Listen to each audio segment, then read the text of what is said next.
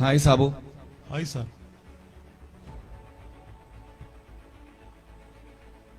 Sir, നമ്മൾ കഴിഞ്ഞ ആഴ്ച അയച്ച ടെൻഡറിന്റെ റിപ്ലൈ വന്നിട്ടുണ്ട് കേട്ടോ.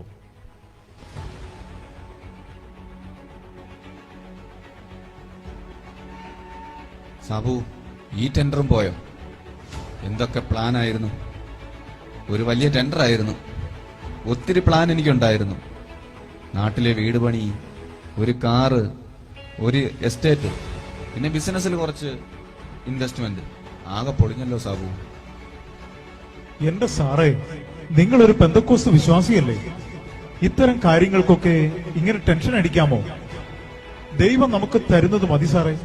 ദേ ഇങ്ങോട്ട് നോക്ക്, നമുക്ക് അർഹതപ്പെട്ടതൊക്കെ നമുക്ക് കിട്ടും. Don't worry. നിനക്കെന്തറിയാം സാബു, ഇനി അധികകാലം കുവൈറ്റ് നിൽക്കാനൊന്നും കഴിയില്ല. ഇവിടെ നിൽക്കണമെന്ന് ആഗ്രഹവും എനിക്കില്ല.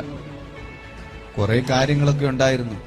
ഒന്ന് സെറ്റായി കഴിഞ്ഞാൽ നാട്ടിൽ പോയി സ്വസ്ഥമായി ജീവിക്കാനായിരുന്നു ആഗ്രഹം. സാറേ, ദൈവമല്ലേ സ്വസ്ഥത നൽകുന്നത്?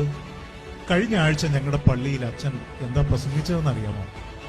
ആദ്യം അവന്റെ രാജ്യവും നീതി അന്വേഷിപ്പീൻ എന്ന സകലതും നിങ്ങൾക്ക് കിട്ടും. ബൈബിൾ അറിയാവുന്ന സാറിനോട് ഇതൊന്നും പറയേണ്ട കാര്യമില്ല എന്നെനിക്കറിയാം.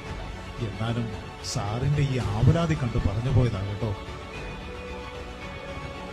ഈ കാര്യങ്ങളൊക്കെ സെറ്റായിരുന്നെങ്കിൽ നാട്ടിൽ പോയി ജീവിക്കണമെന്നും ദൈവവേല ചെയ്യണമെന്നായിരുന്നു എന്റെ ആഗ്രഹം. ആ, നടന്നു.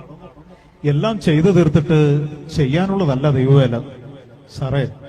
കോവിഡ് വന്നതിന് ശേഷം ഇപ്പോഴെല്ലാം ചെറുപ്പക്കാരാ മരിക്കുന്നത്. നമുക്കിനി എത്ര കാലമുണ്ടെന്ന് ആർക്കറിയാം? അതുകൊണ്ട് സാറ് വെറുതെ ഇങ്ങനെ ടെൻഷൻ അടിക്കാതെ. സാറേ, ഞാൻ ഇറങ്ങുക. ഇന്ന് പള്ളിയിൽ സന്ധ്യ നമസ്കാരം ഉള്ളതാ. പിള്ളേരെ കൂട്ടി നേരത്തെ അങ്ങ് പോണം.